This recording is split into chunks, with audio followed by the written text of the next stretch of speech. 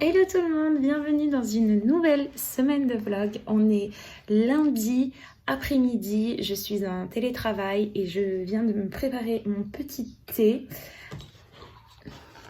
que vous pouvez voir ici. Et donc j'en profitais pour ouvrir ce vlog et vous montrer ma lecture. Pendant que l'eau était en train de bouillir, j'ai abîmé mon livre. Non! Ah non. Ah ouais, mais si, il est un peu... Oh non! Bon, bah tant pis. Donc pendant que l'eau était en train de bouillir, j'ai choisi ma prochaine lecture. Dans le vlog précédent, je vous parlais de ma lecture terminée hier soir. Et donc là, il fallait que je choisisse un nouveau livre. C'est le moment que j'adore. Vous savez, quand on regarde toute notre bibliothèque, qui est d'ailleurs pas rangée, que vous pouvez voir, mais c'est pas grave. Vous savez, quand on regarde dans notre bibliothèque et qu'on se dit, bon, qu'est-ce que je vais bien pouvoir lire? Moi, j'adore ce moment. C'est vrai que je ne le faisais plus depuis un certain temps parce que je vous l'avais déjà montré. Je fais des plannings de lecture. Depuis mon retour de congé, je ne me suis pas posé 2 minutes pour le faire. Donc c'est vrai que j'ai enchaîné quelques lectures sans vraiment suivre un planning. Mais on va revenir au planning parce que je trouve que c'est quand même avantageux comme méthode. Et donc je choisis ce petit roman. Vous savez, c'est le tome 3 de la saga des enquêtes d'Anna Swensen. J'ai très hâte de le lire. J'avais lu le tome 2, je crois, en décembre ou en novembre. Je ne me souviens plus. Et donc là, j'ai très hâte de lire le tome 3. Voilà. Bon, là, je ne vais pas commencer cette lecture parce que j'ai pas le temps. Enfin, faut que j'avance dans le travail. J'ai des trucs à faire et il faut que ça avance, quoi. Voilà. Donc là, aujourd'hui, je pense que je vais pas finir si tôt que ça. Et enfin, je vais pas finir tard non plus. Voilà. Et puis, je vais me profiter de mon petit thé pendant que j'avance. Je vais travailler en même temps. Donc, pas de vraie pause. Et puis après, c'est parti. Voilà. Allez, à tout à l'heure.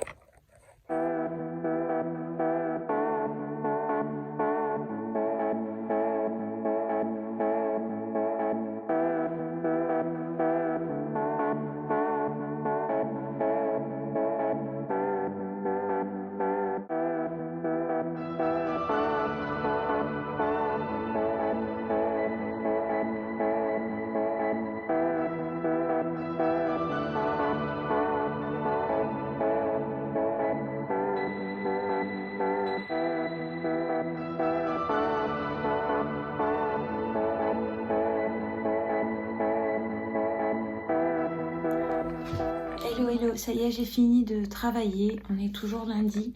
Ça y est, il fait déjà nuit. Là, j'en ai profité juste avant que la nuit ne tombe pour prendre 2 photos pour Instagram cette semaine, qui sont des photos des 2 romans que j'ai lus la semaine dernière. Donc, je vous ai présenté dans le vlog précédent à celui-ci. Donc là, j'en ai profité pour prendre 2 photos. Je suis épuisée, pas d'avoir pris les photos, mais j'ai pas très bien dormi la nuit dernière. En fait, j'ai un peu des trucs dans la tête et donc ça m'empêche un peu de dormir. Là, j'ai fait un bordel. Il y en a partout. Il y en a vraiment partout et j'ai une flemme de ranger. Donc là, va falloir que je me motive quand même et que je range tout ça. Le côté positif, c'est que ce soir, il n'y a pas le dîner à faire. Le dîner est déjà prêt. Donc je pense que je vais aller prendre ma douche. Et je vais me caler sur le canapé et lire ma nouvelle lecture que j'ai choisie. Voilà, je crois que ça va être le programme de ce soir. Et il est quelle heure? Ouais, il est un peu plus de 18h, donc ça me laisse... une fois que j'aurai pris ma douche, tout ça, ça me laisse une bonne demi-heure pour lire, ce qui n'est pas négligeable. Bon, bah voilà, bah c'est parti, je vais ranger. Hello, on est mardi. Oui, c'est ça. On est mardi soir, je viens de rentrer du travail. Journée plutôt pas mal. Ouais, c'était une bonne journée. C'était plutôt une bonne journée aujourd'hui. Pas trop de trucs moyens. Donc on peut considérer que c'était une très très bonne journée. Là, je viens de rentrer. Je m'apprête à ne rien faire pendant une bonne heure. Ouais, c'est ça. Je m'apprête vraiment à ne rien faire. Là, j'allais me faire un petit thé et reprendre ma lecture. Je vais sûrement me mettre en pause tout ça, mais je pense que je vais ne rien faire pendant une bonne heure. J'ai la chance d'avoir fini assez tôt aujourd'hui. Donc, j'ai bien 2 heures avant le dîner. Comme le dîner est déjà prêt, j'ai pas grand chose à faire.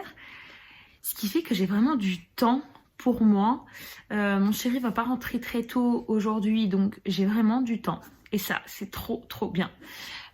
Du coup, je vais reprendre ma lecture, qui est le tome 3 de la saga Les Enquêtes d'Anna Swensen, qui s'appelle Meurtre et muffins aux myrtilles. D'ailleurs, j'ai toujours envie de faire des muffins aux myrtilles. J'ai toujours mes moules que j'ai achetés, que je vous avais montré dans un vlog il y a 2000 ans, et que je n'ai toujours pas fait.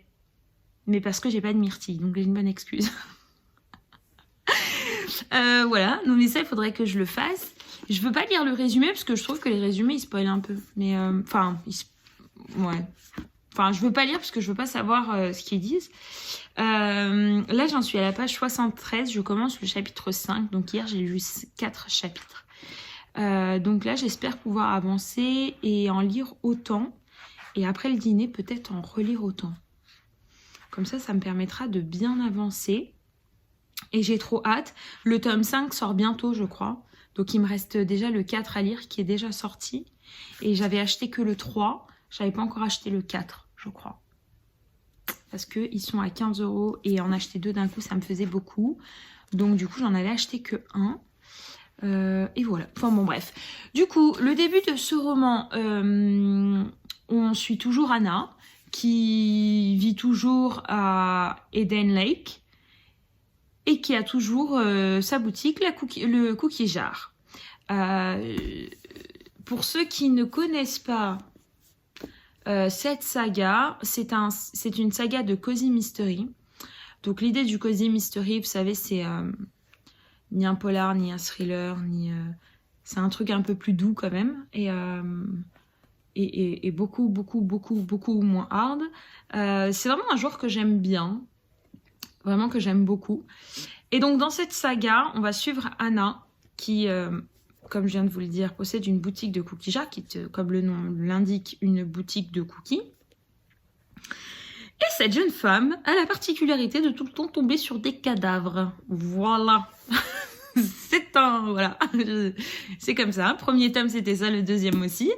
Et donc, elle va aider son beau-frère qui est dans la police. Elle va l'aider à mener l'enquête de façon à ce que, on va dire, il gagne des points auprès de son chef. Voilà, on va dire ça comme ça, même si c'est un peu plus compliqué, mais dans l'idée, c'est ça. Et donc, elle va l'aider et elle va mener l'enquête. Et en fait, on va la suivre, elle, quand elle suit l'enquête. Dans les 2 premiers tomes, globalement, c'était ça l'idée. Dans ce 3e tome, pour l'instant, personne n'est mort. Je sais, enfin, voilà. Page 75, tout va bien. Mais comme c'est un Cozy Mystery, on se doute bien que quelque chose va se passer, quoi. Sinon, ça se rappellerait pas un Cozy Mystery. Et donc, pour le moment, qu'est-ce que je peux vous dire sans vous spoiler les premiers? Pour le moment, on va avoir une personne qui est une célébrité qui qui présente une émission de cuisine qui va venir à Eden Lake. Et cette personne est un petit peu insupportable, un peu du genre starlet qui veut qu'on lui déroule le tapis rouge. Et voilà, pour le moment on en est là où tout le monde est absolument fan de cette présentatrice et tout le monde lui déroule justement le tapis rouge, sauf Anna, parce qu'Anna comprend bien la manipulation que cette personne met en place pour obtenir tout ce qu'elle veut, donc en parlant de la présentatrice. Et pour le moment, j'en suis là. Voilà, pour le moment, il ne s'est pas passé grand chose de plus pendant ces pages-là, mais j'aime bien, ça se met en place tout doucement, on retrouve les personnages, on retrouve cet univers doux, cosy, de petites villes, petits villages où tout le monde se connaît. Les boutiques, on sait exactement qui est dans quelle boutique parce que tout le monde se connaît en fait. Et c'est vraiment l'ambiance cosy, l'ambiance petit village et j'adore. Voilà. Pour le moment, il se passe pas encore grand chose, mais juste d'être replongée dans cet univers et dans ce décor. Pour le moment, j'aime vraiment beaucoup et j'ai trop hâte de lire la suite et ensuite d'entamer le 4. Mais le 4, ça sera pas tout de suite. Voilà. Sinon, j'ai pas grand chose de plus à vous dire. J'ai rien reçu. Toc toc toc. J'ai un peu mûri l'idée. Je pense que quand vous aurez ce vlog, ça sera déjà je l'aurai déjà présenté sur Instagram. Je crois que oui. J'ai un peu mûri l'idée, vous savez, dans le vlog précédent, je vous disais il faut que je fasse quelque chose pour ma palle et j'ai bien envie de lancer un espèce de challenge pour moi toute seule, sans forcément faire un challenge pour tout Instagram, mais de me lancer un challenge qui est de lire un livre de ma palle, qui est dans ma palle depuis très longtemps, et d'en lire un par mois. Et en fait, j'ai un peu mûri cette idée-là, et je pense que c'est une bonne idée, et en fait, ça va me permettre de petit à petit sortir un livre. Si c'est un par mois, c'est largement gérable. Ça me permet d'avancer dans mes réceptions et les romans, les nouvelles sorties qui me font trop envie et que j'ai envie de lire. Et en même temps, de diminuer ma palle. Donc si je commence au mois de février, ça va me faire sortir de ma palle, on va dire 11 livres, 10 à 11 livres. On va dire que je loupe un mois, donc ça veut dire 10 livres. C'est pas mal. 10 livres, c'est déjà pas mal. Donc voilà, donc ça je vais le présenter sur Instagram. Peut-être que ça va donner des idées à certains. Ça je vais m'en occuper. Peut-être que je le présenterai demain. On est mardi. Oui, peut-être demain. Aujourd'hui j'ai pas envie de m'occuper de ça. Donc sûrement demain. Et donc voilà, donc l'idée ça va être ça. Je sais pas encore quel est le premier livre que je vais choisir. Mais j'aimerais bien que ça soit un livre qui est là depuis très longtemps au point où je l'ai oublié. J'ai oublié qu'il était dans ma palle. J'aimerais bien que ça soit un livre comme ça. Donc je ne sais pas quoi choisir. Je vais peut-être choisir demain. Voilà, je ne sais pas. Mais je pense que ça peut être sympa de faire ça. Et donc je vous montrerai le roman que j'ai choisi. Voilà. Bon allez, sur ce, j'arrête de parler. Je vais aller me faire monter, me replonger dans ma lecture. Et puis je vous dis à tout à l'heure. Ciao. Ok, ça y est, je me suis changée. Là, je m'apprête à reprendre ma lecture. Je me suis fait un thé gigantesque. Regardez-moi ça. Énorme. Enfin, je sais pas si vous voyez, en fait c'est un peu chaud. Voilà. Du coup, bon bah là je vais reprendre ma lecture.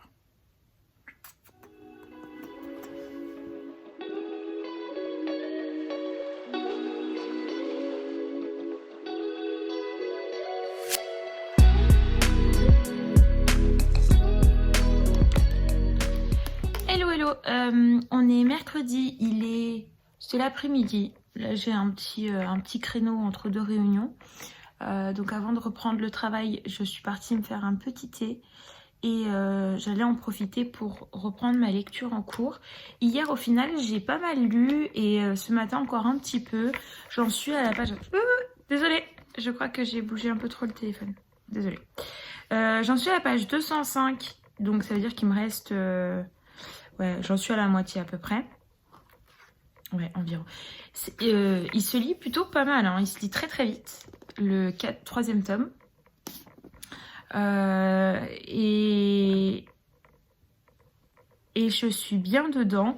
Je trouve que dans ce tome, la mère de Anna est beaucoup moins insupportable. Dans les 2 premiers tomes, elle est insupportable, cette femme. Et là, je trouve qu'elle l'est beaucoup moins. J'aime beaucoup parce que la relation entre Anna et sa sœur, on a l'impression qu'elle elle est bien ancrée, elles sont toutes les deux très complices et c'est quelque chose qu'on n'avait pas beaucoup dans le premier tome. On l'a vu un peu dans le 2e et là c'est clairement bien. Ça se voit bien quoi. On voit bien qu'elles sont très complices et que toutes les deux, elles vont mener l'enquête ensemble. Et ça, c'est vraiment un aspect que j'aime beaucoup dans ce 3e tome. Alors, pour continuer par rapport à ce que je vous racontais hier, donc un meurtre a bien lieu. Quelqu'un est retrouvé assassiné. Et la police prévient Anna en lui disant de ne surtout pas interférer dans l'enquête parce qu'elle serait accusée de obstruction à la justice. Sauf que elle, ni une ni deux, ça rentre, ça ressort. Et donc elle a bien évidemment, elle mène elle-même son enquête, quoi. Elle en a un petit peu rien à faire.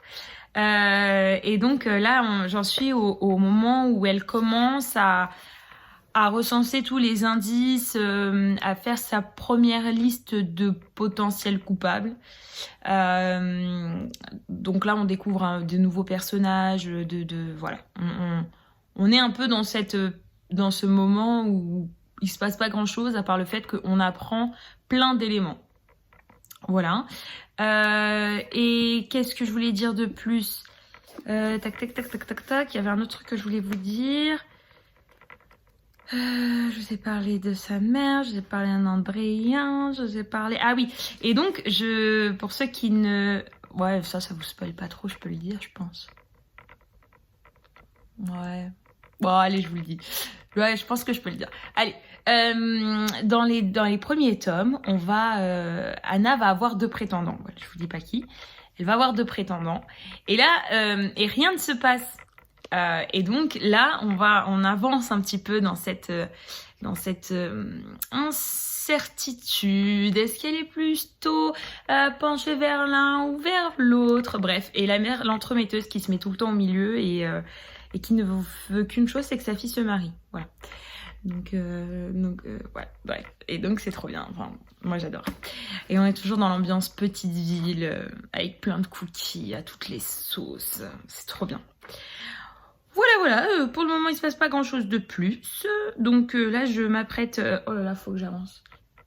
Bon, je vais m'arrêter là parce que sinon toute ma pause elle sera mangée par la vidéo et j'aurais pas lu. Donc voilà, je m'apprête à lire un chapitre de plus. Allez, bisous.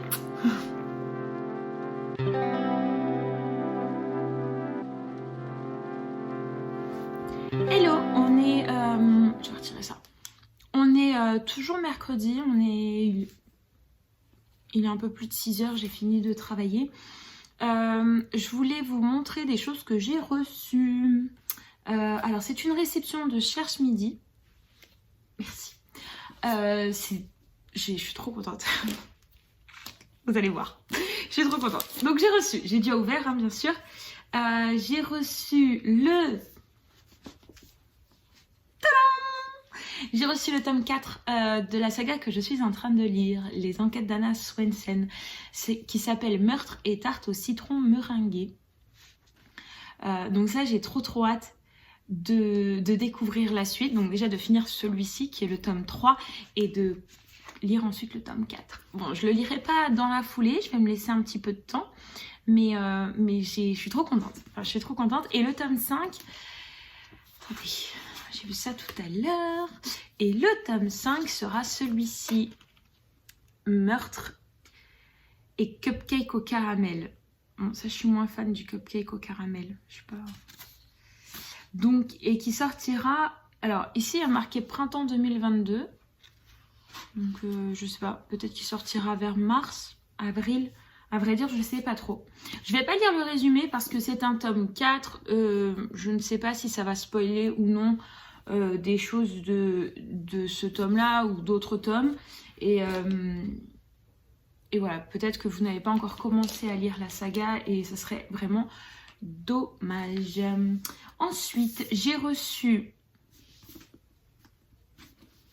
Ah, c'est trop bizarre. Mais c'est trop bien. Mais c'est trop bien fait. Mais c'est incroyable. Oh, attendez, je vais vous expliquer la raison de mon étonnement, pardon. J'ai reçu ce livre, qui s'appelle Farina, qui est un livre de Nacho Carretero, qui est une enquête sur le trafic de cocaïne en Galice. Et j'avais trop... Enfin, moi, j'aime trop ce... J'aime bien lire aussi ce genre de livre, pas lire que des romans. Et ça me tentait bien. Donc, j'ai... Ouais, la Galice, c'est le... Vous savez, c'est la région d'Espagne qui est juste au-dessus du Portugal. Vous savez que on a l'Espagne et puis le Portugal, c'est juste une petite partie, ça va pas jusque tout en haut. Et juste au-dessus, c'est une région de l'Espagne. Et donc ça, c'est la Galice. Je vais vous lire la 4e, mais avant, je voulais juste vous expliquer pourquoi j'ai réagi comme ça. En fait, le roman, enfin, je sais pas comment vous expliquer. Vous voyez, celui-ci, quand je passe comme ça, il n'y a pas de relief et c'est la même texture, enfin, le même papier, quoi. Vous voyez ? Peut-être il y a juste la pastille qui est un peu plus brillant, donc c'est un papier différent. Mais là, en fait, vous voyez, il y a des lignes. Les lignes sont brillantes, et donc c'est du papier brillant tout lisse. Et là, c'est du papier, comme du papier, je sais pas, vous savez, le petit papier marron, en fait. Je sais pas si vous verrez bien. Donc c'est complètement différent. Et là où on voit, on va dire la farine, hein, et ben là c'est encore une autre texture, c'est vachement relief. Et là pareil, c'est pas la même texture, le même papier, c'est incroyable, c'est trop bien fait. On croirait vraiment que c'est un carton quoi. Et derrière pareil. Franchement, il est pas mal, il est beau quand même, hein, non? Vous trouvez pas? Enfin il est marrant quoi, mais je trouve que c'est bien fait. Quand est-ce qu'il sort celui-ci? Et bien évidemment, je n'ai pas regardé, n'est-ce pas? Je crois qu'il sort bientôt. Ou s'il n'est pas déjà sorti. Je vois qu'il sort... Ah non, il y a marqué février 2022. Donc, il doit sortir le mois prochain, je pense. En février. Voilà, vous aurez... Voilà. Je n'en sais pas plus, mais je crois que c'est février, oui. Je vous lis la 4e. Farina est à l'Espagne ce que Gomorra est à l'Italie. Farina, farine en galicien, est un terme qui désigne la cocaïne. Durant les années 1980 et 1990, 80% de cette drogue destinée à l'Europe transitait par les côtes de Galice au nord-ouest de l'Espagne. Jamais cette région n'a commercialisé un produit avec autant de succès. Nacho Carretero, a mené une enquête exceptionnelle sur ce trafic hors du commun, s'attachant à décrire minutieusement les réseaux et les logiques mafieuses à l'œuvre dans ce qui est devenu la porte d'entrée de la drogue en Europe. Au-delà du fabuleux exercice d'investigation, Farina vous offre un portrait sans équivalent de l'effondrement d'une société et de sa culture devant la mondialisation du trafic de drogue.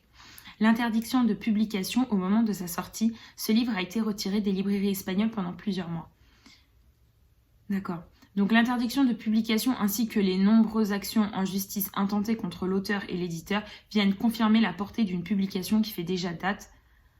Une lecture passionnante et essentielle qui se dévore comme un roman. Ça a l'air... Ah, il y a une série sur Amazon Prime. Alors attendez, qu'est-ce qu'il y a? Ignacio Carretero Pou, autrement dit Nacho, est né en 1981 à La Coruña, est un journaliste espagnol. Alors attends, parce qu'il va falloir que je... Ok, donc l'auteur du livre, est un journaliste espagnol. Il écrit notamment pour Jot Down, XL Semanal, Gato Pardo, ça doit être des... et El Mundo, ok. Ses autres principaux travaux d'investigation ont porté sur le génocide rwandais, le virus Ebola et la guerre en Syrie. Farina a été adapté sous forme de série diffusée par Amazon Prime Video. Franchement, ça a l'air trop bien. Enfin, ça a l'air intéressant. Ouais, voilà, plutôt. Ça a l'air vraiment intéressant. Et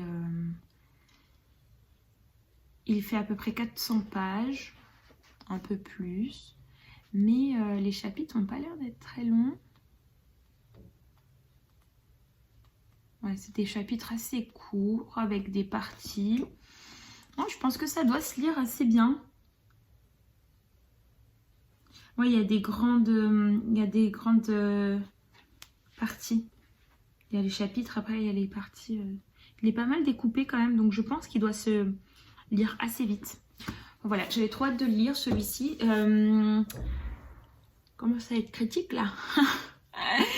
Je vais pas le lire tout de suite. D'abord, après celui-ci que je suis en train de lire, enfin, je vous montrerai. Après, je vais lire un Charleston. Et après, ouais, je sais pas. Bon, bref, je verrai. Sur ce, je vais maintenant lire. Après, j'irai préparer le dîner. Et puis, ce soir, je pense que je vais pas lire beaucoup parce que je suis quand même assez fatiguée aujourd'hui. Donc voilà, donc je vais profiter de ce petit moment-là maintenant pour continuer ma lecture. J'en suis à la page 226 et ça se lit, franchement ça se lit tout seul, hein. Ça se lit vraiment bien et j'ai hâte de savoir qui est le coupable. Voilà, bon allez, je vous fais des bisous, à tout à l'heure. Hello, on est jeudi midi, c'est l'heure du déjeuner, là je suis en pause déj, toujours en télétravail. Je me suis fait écouler un café, une petite dose de caféine ne me fera pas de mal, voilà. Je vais profiter de ces quelques minutes pour reprendre ma lecture. J'ai bientôt fini, il me reste 80 pages. Attendez, là je sais pas comment faire, téléphone dans la main, café, livre, c'est trop, j'ai pas assez de mains. Je suis toujours dans ce roman-là, Meurtre et Muffins aux myrtilles. Il me reste, ouais, je crois 80 pages. Même pas, peut-être. Et oui, si on retire les recettes et tout ça, ouais, il me reste pas beaucoup. Donc là, j'arrive vraiment à la fin où on va découvrir qui est le meurtrier. J'ai mon idée. Comme vous savez que je suis une enquêtrice pas très efficace, je pense que je me plante complètement. Mais si c'est pas lui, je vois pas qui ça peut être. Mais bon, bref, vous savez que pas très douée pour trouver les coupables habituellement, donc bon, je sais pas, mais en tout cas moi j'adore parce que vraiment ambiance cosy, ambiance on a envie d'aller manger un cookie avec eux et c'est vraiment trop bien quoi. Même s'il y a une enquête, même s'il y a des meurtres, même si c'est l'ambiance cosy mystery. Qu'est-ce que tu fais? Enfin voilà, et donc je passe un super bon moment, donc j'ai trop hâte. Voilà, donc ça je pense que je vais le finir, bon pas ce midi parce que j'aurai pas le temps, mais après le travail, ou peut-être si je me prends une pause cet après-midi, je sais pas. Là j'aurai le temps de le finir et puis après je sais ce que je vais lire. Je vous montrerai ça. Je vous montrerai, ce sera un autre genre, autre chose. Allez, bisous! Hello, on est vendredi, il est 13h, donc c'est l'heure de la pause déjeuner. Là, je m'apprêtais à reprendre ma nouvelle lecture. Hier, j'ai bien terminé celui-ci, Meurtre et Muffins aux myrtilles. C'est le 3e tome des enquêtes d'Anna Swensen, ça je vous l'ai déjà dit. J'ai bien aimé ce tome, même si j'ai préféré le tome 2.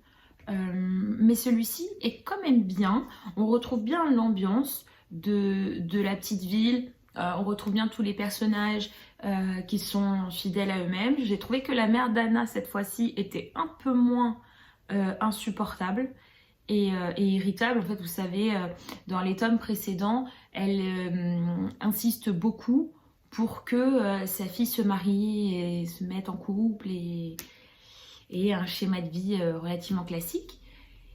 Et elle en est presque irritante, quoi. Et j'ai trouvé que dans ce tome-là, non, c'était beaucoup plus dosé et donc beaucoup plus agréable. Même quand elle apparaît, j'ai trouvé que c'était beaucoup moins irritable et c'était beaucoup plus agréable de la voir apparaître. Et elle apporte, moi j'ai trouvé, hein, quand elle est comme ça, elle apporte quelque chose à l'histoire. En ce qui concerne l'enquête en elle-même, c'est une enquête de cosy mystery fidèle au premier tome. Je veux dire, Anna et cette fois-ci sa sœur, donc comme dans le tome précédent, elles mènent l'enquête en binôme et j'ai trouvé que ça marche bien en fait. Leur binôme marche bien. Elles sont chacune apporte sa petite touche. Andrea, la sœur d'Anna, travaille dans une agence immobilière. Elle est agent immobilier, pardon, je cherchais le terme. Elle est agent immobilier et donc elle a des des compétences en négociation, en ce genre de choses, qui permet aussi d'aider à l'avancement de l'enquête. Et donc ça, c'est ces petites compétences qu'elle met en avant et qui se complètent en fait très bien avec celles d'Anna. J'ai trouvé que c'était un binôme qui marchait très très bien et je l'avais déjà trouvé lors du tome précédent, mais dans ce tome-là, on retrouve exactement la même chose et je trouve que ce binôme marche bien et elles s'entendent bien. Et voilà, donc je trouve que le tout donne un résultat qui est très satisfaisant. Après, le reste, c'est très fidèle hein, au début de la saga. Le coupable, bien évidemment, je n'ai pas trouvé qui c'était, hein, sinon ce ne serait pas moi, n'est-ce pas? Je vais prendre un peu de mon café parce que sinon il refroidit et après c'est plus très bon, pardon. Ouais, non, le coupable, j'ai pas trouvé. Enfin, bon, en même temps, c'est pas une nouveauté. Maintenant, vous savez que je suis pas une enquêtrice très très très douée. Mais bon, voilà. Après, l'histoire, l'enquête, elle tient la route. Elle est bien ficelée. Il y a plein d'indices. On a un peu de mal. Enfin, moi, j'ai eu énormément de mal à trouver. Et j'aurais eu. Enfin, j'ai pas trouvé. Et quand bien même, j'ai trouvé que c'était difficile d'arriver au résultat, vous voyez. Mais sinon, c'est bien ficelé, c'est bien fait, c'est fidèle au début de la saga. Donc si vous avez lu les premiers, celui-ci vous plaira aussi. Et sinon, je vous conseille de commencer la saga parce que c'est trop mignon, c'est trop cosy, même si c'est du cosy mystery, cosy murder, je ne sais pas la différence entre les deux. C'est trop bien. C'est vraiment trop bien. Qu'est-ce qui t'arrive? Oh. Bon, voilà. Donc ça, c'était pour le tome 3. Le tome 4, je vous l'ai montré hier, je crois. Je sais plus quand ou avant-hier. J'ai reçu le tome 4. Donc ça, je le lirai pas tout de suite. Je vais me laisser une petite pause et me laisser le temps de lire autre chose avant. Mais je vais le lire très rapidement parce que je crois que le tome 5 sort le mois prochain. Je vous avais dit au printemps parce que sur le marque-page... Attendez. Il y a des livres partout chez moi. C'est pas grave, on aime bien. Ici, sur le marque-page, il y a marqué printemps 2022, mais je crois qu'il sort le mois prochain. J'ai vu passer ça. Je crois que j'espère que j'ai bien compris. Voilà. J'ai trop... Oui, c'est ça. Oui, ça c'est le 4. Et le 5, c'est meurtre et cupcake au caramel. J'aime pas trop les cupcakes au caramel. La tarte au citron meringuée, qu'est-ce que j'adore ça. Oh, trop bon. Trop bon. Enfin bon, voilà. Une saga qui est toujours aussi gourmande. Il mange des cookies à longueur de journée. C'est tout le temps. Il y a des... Et en plus, ce qui est bien, c'est les recettes. Bon, les recettes, elles me paraissent très... pas light du tout. Mais en tout cas, ça donne trop envie quand ils décrivent les cookies, que c'est fondant, que c'est croquant, que c'est chocolat, que c'est ci, que c'est ça. Ah, ça donne trop envie de goûter. Mais voilà, peut-être qu'un jour, j'avais dans l'idée de faire une fois une des recettes du premier tome. Et puis entre temps, l'idée m'est passée et je ne l'ai jamais fait. Mais il faudrait peut-être qu'un jour, un jour où j'aurai pas d'idée, peut-être que je vais faire ça. Autrement, hier soir, j'ai commencé... non, pas hier soir, non. Je sais pas pourquoi j'ai dit ça. C'est pas... Oh non. Ah, j'avais pas vu ça. Ce matin, j'ai commencé Là où les arbres rencontrent les étoiles de Glandi Vandera. Je suis dégoûtée, regardez, il est tout abîmé. Bon, tant pis, c'est pas grave. Bon, j'ai commencé, vraiment, j'avais pas beaucoup de temps, donc j'ai rien lu. J'en suis au chapitre 3 qui est à la page 35. J'ai quasiment rien lu, mais ça m'a permis au moins de me mettre déjà dans l'ambiance. Pour rappel, l'histoire, donc de ce que j'en ai compris, entre la quatrième et ce que j'ai lu des deux premiers chapitres, on va suivre Johanna. Johanna, que tout le monde appelle Jo, qui est une scientifique. Elle prépare son doctorat en biologie, je sais pas quoi, un truc sur les oiseaux. Je me souviens plus de comment on appelle ça. Attendez, je regarde si c'est écrit sur la quatrième.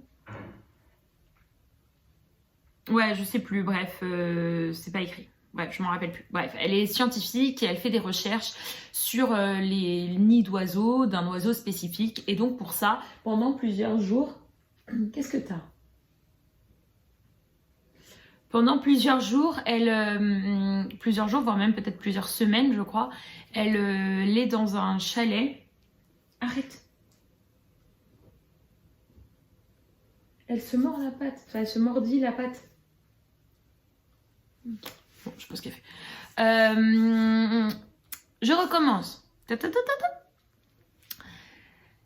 Elle est dans la forêt, dans un chalet qui lui est prêté par des gens qu'elle connaît, pour étudier les nids d'oiseaux, d'un oiseau spécifique sur lequel elle fait sa thèse pour son doctorat. Un jour, elle voit une petite fille qui arrive devant la maison. Et cette petite fille, elle doit avoir dans les 10 ans, à peu près 9-10 ans, et elle est habillée d'un pyjama, pieds nus. Elle dit qu'elle vient d'une constellation, je ne sais où, enfin dans le ciel mais loin, enfin un truc, une constellation quoi.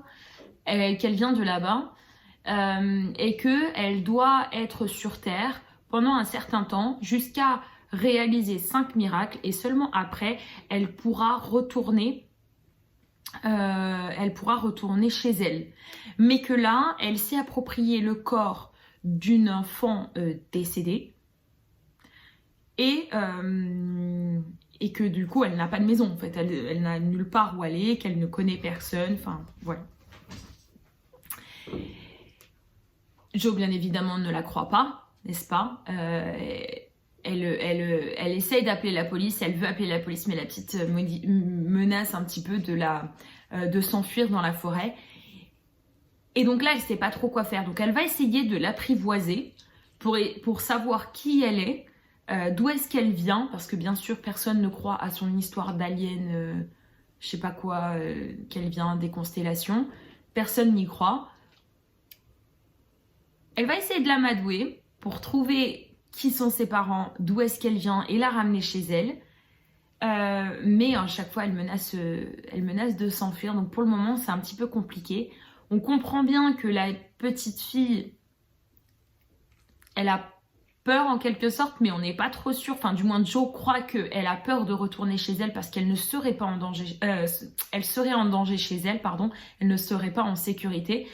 Et donc, pour le moment, on en est là. On sait pas trop qui est cette petite fille et qu'est-ce qu'elle fait là. Donc, c'est le tout début. Hein, je vous dis, j'ai lu 35 pages. Donc, au début, j'étais... comment dire, mitigée sur ce roman. Je l'ai vu passer quand les lectrices Charleston de cette année ont lu le manuscrit, enfin ont lu les épreuves non corrigées, pardon. J'ai su que tout le monde, la plupart ont adoré ce roman, que majoritairement ça a été un coup de cœur pour les lectrices. Mais moi, le résumé, il me branchait pas du tout, quoi.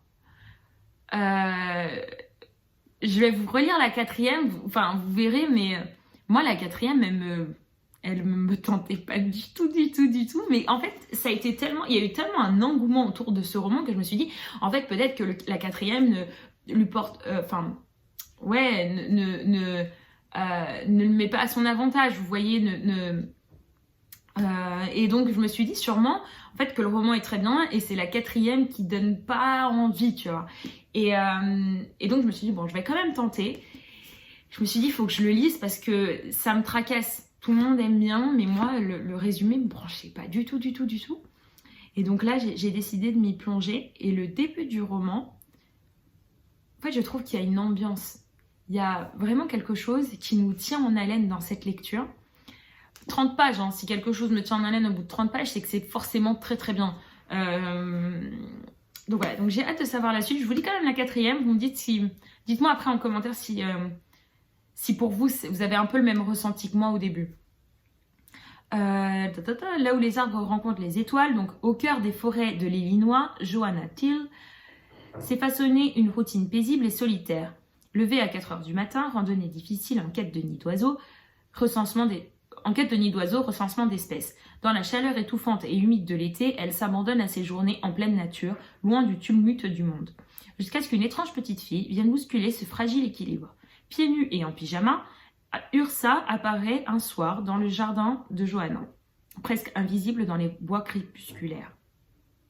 Elle affirme être venue des étoiles pour assister à 5 miracles sur Terre, rêverie d'une enfant ou réalité perturbante. Ce mystère ne fait que s'épaissir à mesure que les jours passent. Pourtant, la jeune femme et l'énigmatique fillette vont petit à petit s'apprivoiser, se découvrir et apprendre à vivre ensemble.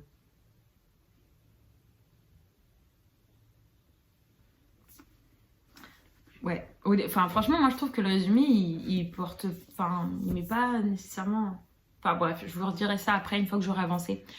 Donc là, c'est super parce que j'ai parlé pendant longtemps et donc il me reste à peine 10 minutes pour lire. Bon, c'est pas bien grave. Allez, je m'active, je vais avancer dans ma lecture et je vous dis à tout à l'heure.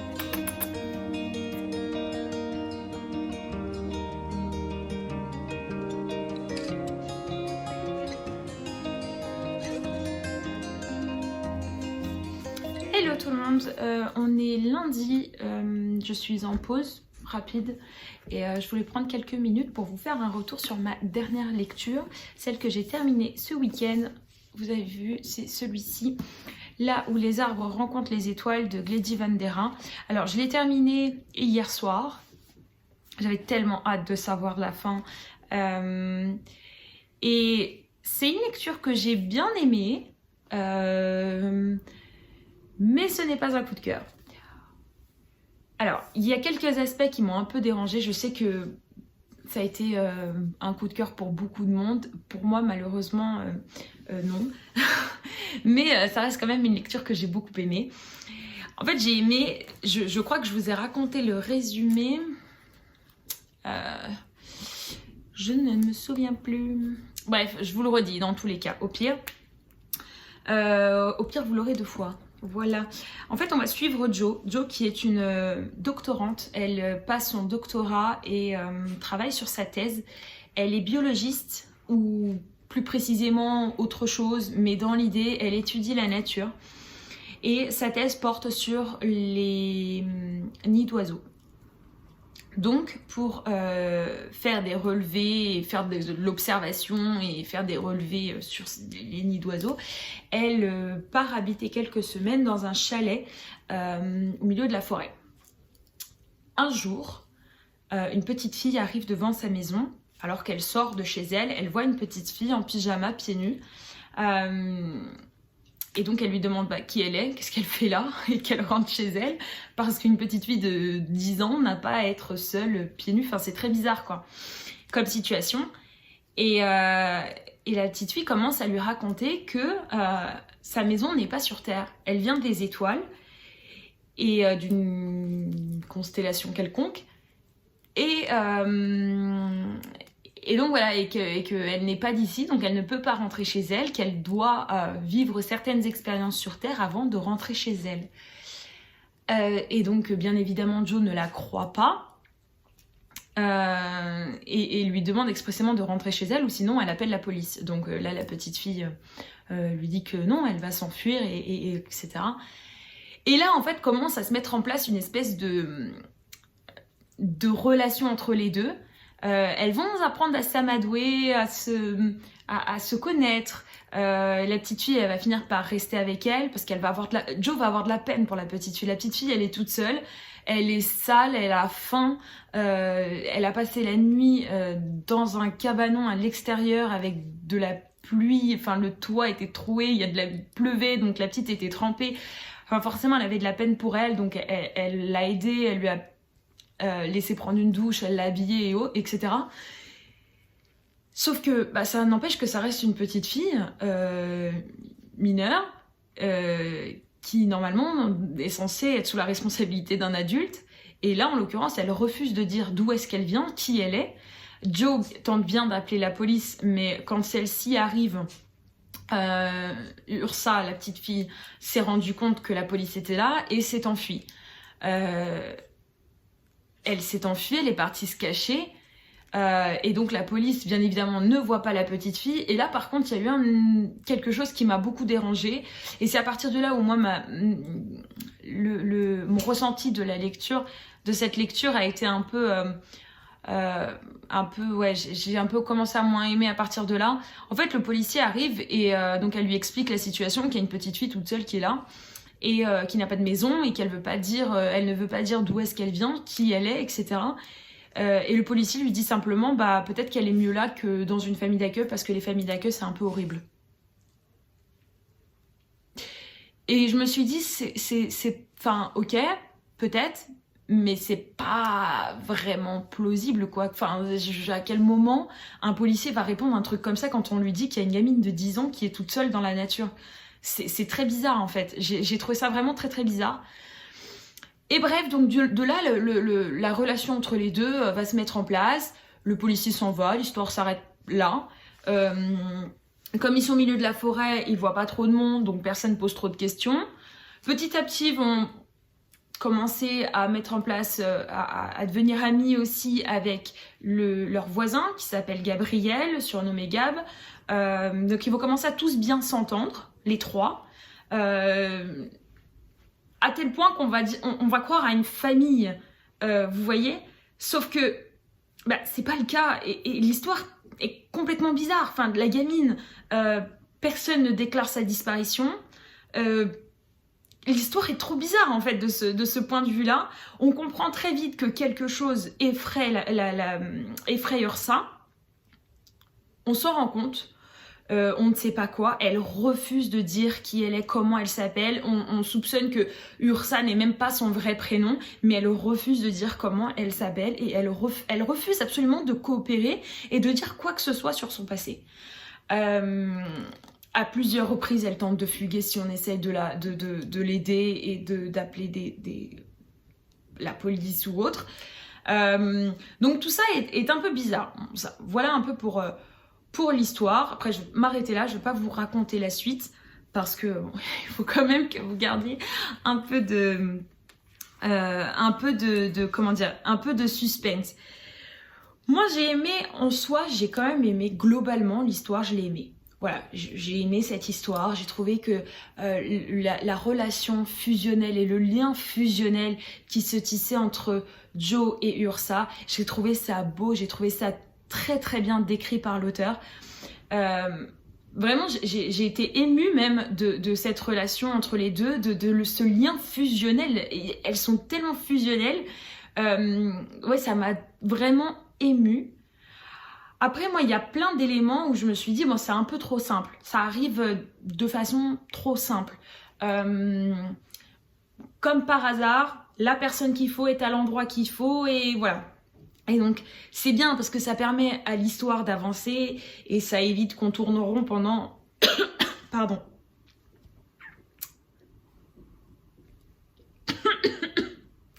Pardon. Je disais donc, oui, il y a des choses qui arrivent de façon un peu trop simple. Comme par hasard, voilà. Ce que je vous disais... Comme par hasard, le coup de fil qu'il faut au bon moment, comme par hasard, enfin voilà, il y a des choses qui se passent, c'est un peu trop simple, ça a été un peu trop simple à mon goût, il n'y avait pas trop de complexité dans l'histoire. Après, c'est vrai que c'était bien parce que ça permet que l'histoire avance et d'éviter que l'histoire tourne en rond et tourne en rond et tourne en rond.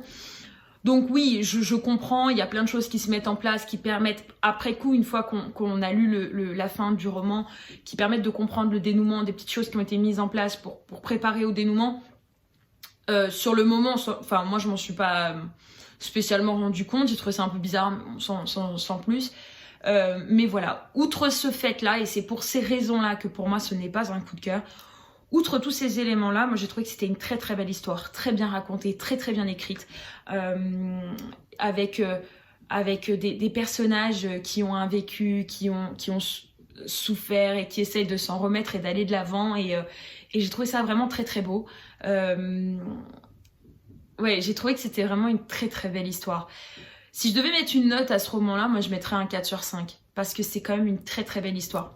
Les quelques points quand même qui m'ont un peu agacée font que ce n'est pas un coup de cœur, mais pour le reste c'est vraiment une très très belle histoire que je recommande.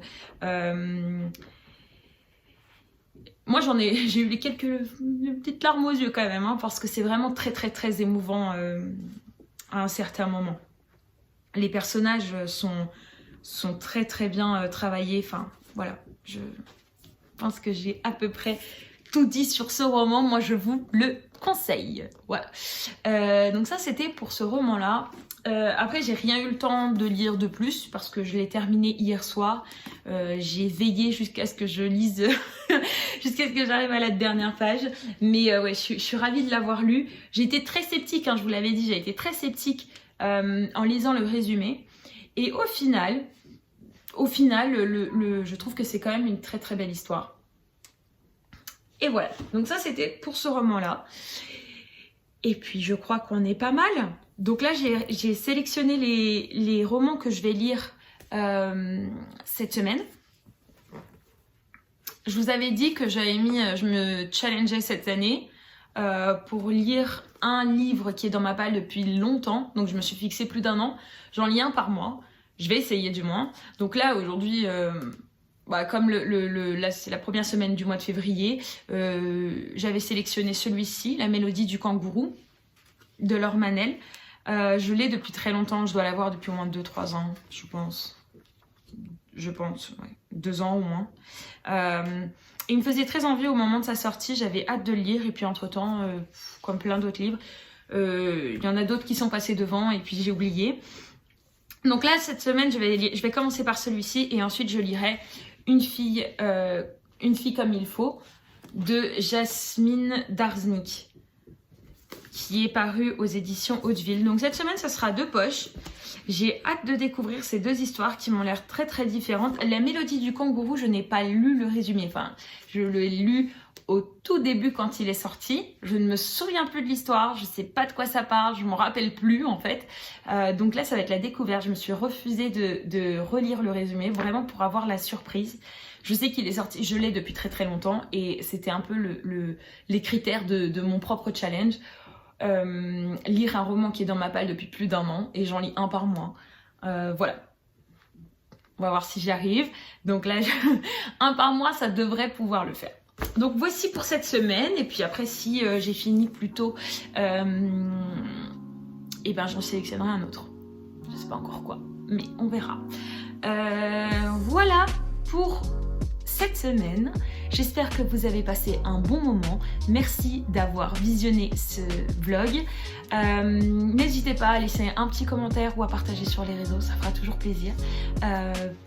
Pour le soutien, enfin, ça fait toujours énormément plaisir. J'espère que vous avez passé un très très bon moment. Je suis ravie que vous ayez partagé cette semaine avec moi. Je vous fais d'énormes bisous et je vous dis à la semaine prochaine pour un nouveau vlog.